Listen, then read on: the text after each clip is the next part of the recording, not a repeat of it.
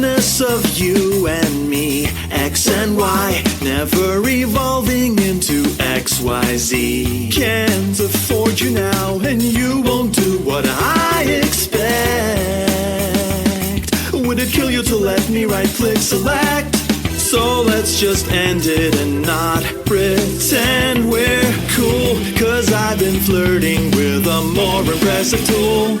It's Blender, got its own foundation, built on the people's code around the world. It's easy to see why Blender needs no activation. It just gets you closer or further or different from reality.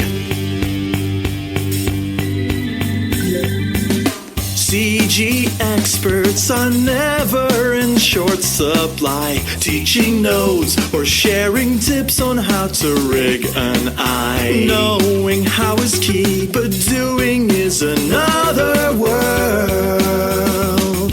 And it also pays better, or so I'm told. So learn the basics and dive right in and start creating assets for an epic work of art. With Blender, there's no limitations, only the time it takes to animate and render the scene. With Blender, some imagination, you might just get closer or further or different from reality.